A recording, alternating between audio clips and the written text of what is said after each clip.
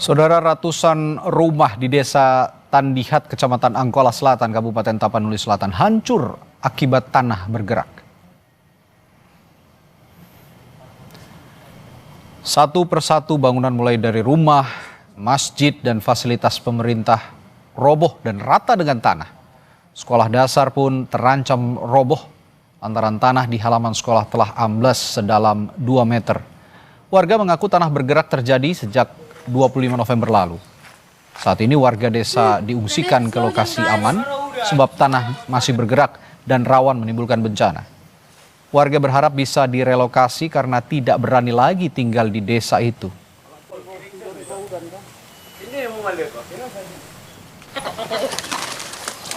Ingin tahu apa penyebabnya nih, lantaran air pun nggak ada, air besar di sini.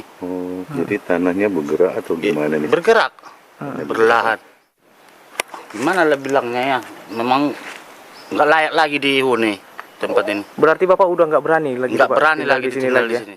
Harapannya mungkin udah ada isu-isunya mau dibangun perumahan. Untuk relokasi? Iya, relokasi di PTPN. Oh, tapi itu orang Bapak berminat Pak, kalau emang dibangunkan gitu Pak? Oh, berminat lah. Daripada tinggal di sini Pak. Iya. Imbas rumah rusak akibat tanah bergerak, lebih dari 600 warga desa Tandihat, Tapanuli Selatan memilih tinggal di pengungsian. Mereka takut dengan kondisi tanah yang setiap saat bergerak. Menurut Kepala Desa Tandihat, Ranto Panjang Sipahutar, saat ini terdapat 157 rumah warga rusak parah dan sebagian jalan di desa ini rusak cukup parah.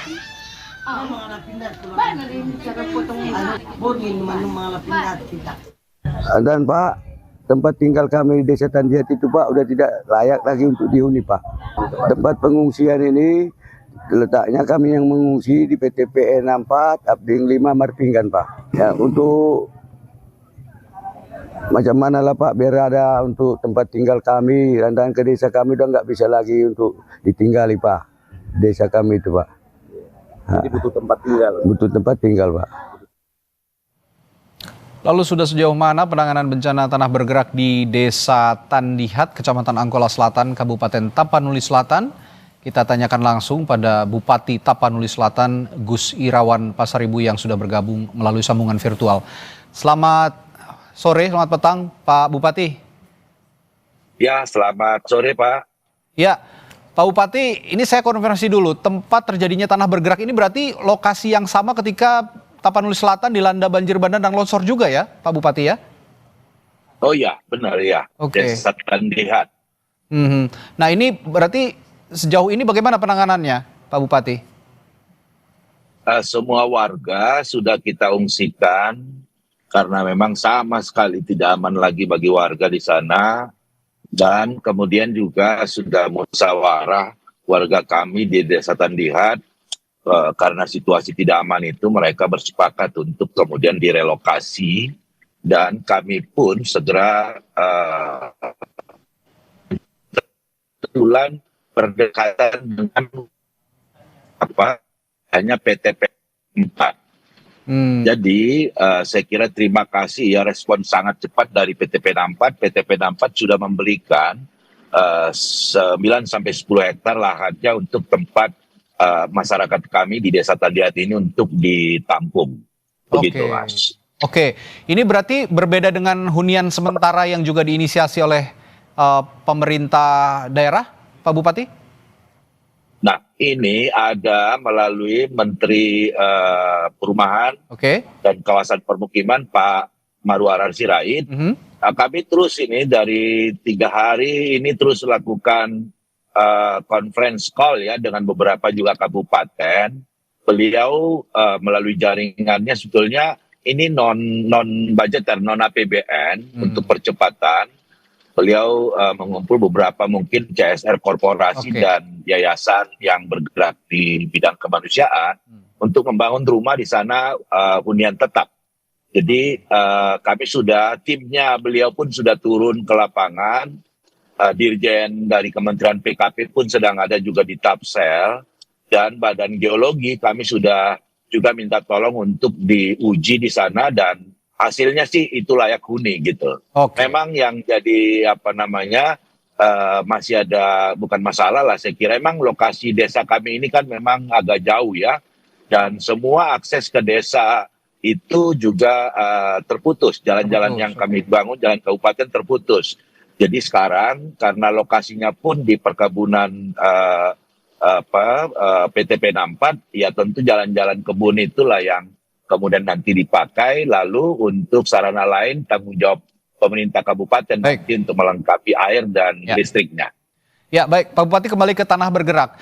Ini kan kemarin 25 November banjir longsor melanda di tempat yang sama.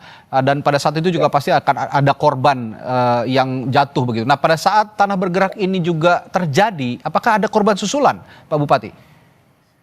Ya alhamdulillahnya tidak ada, karena masyarakat di sana kemudian oleh kepala desa juga untuk mengungsikan warganya, dan alhamdulillah pihak PTPN pun menyiapkan beberapa rumah-rumah karyawan yang memang masih sementara kosong diisi oleh warga kami di wilayah perkebunan PTP 64. Oke, dari analisis Anda Pak Bupati dengan juga ahli yang ada di sana di Tapanuli Selatan, kira-kira bagaimana pencegahan tanah bergerak ini dilakukan? Karena seperti tanah bergerak kan bisa ada potensi meluas ke daerah-daerah lain, ke desa-desa lain Pak Bupati. Sementara kan fokus kita, Badan Geologi yang datang kan ahlinya di sana ya, itu adalah memastikan untuk relokasi warga di wilayah PTP 64 yang sudah disepakati itu apakah layak gitu ya, oleh ahli dari Badan Geologi, itu kemudian tempat relokasi itu aman buat nanti masyarakat direlokasi ke sana. Nah lalu yang sekarang desa yang ada ini, kami belum melakukan penelitian apa sebab, tetapi saya kira memang adalah cuaca ekstrim yang 3 hari tanpa henti dengan intensitas tinggi, tanpa henti hujan yang sangat abad lebat di 24, 25 dan 26 itu saya kira adalah faktor penyebab utama. Oke, penyebab utama cuaca ekstrim di 3 hari yang Anda sebutkan tadi, tapi di lain faktor itu kan juga ada seperti kita diperbincangkan belakangan ini yang juga ramai adalah soal pembalakan liar. Apakah fenomena tanah bergerak ini juga ada kaitannya dengan fenomena ataupun tindakan pembalakan liar yang saat ini sedang ramai diperbincangkan Pak Bupati? Saya mohon maaf nggak tahu persis karena saya bukan ahlinya ya, tetapi kalau pembalakan liar itu kan kemudian dibuktikan di banyak wilayah kami yang di daerah aliran sungai, itu kan banjir bandang di mana kemudian banyak kayu-kayu gelondongan menghantam rumah-rumah warga kami. Kalau yang di Tandiat ini bukan banjir bandang, ini adalah longsor. Oke, longsor. Jadi, ya.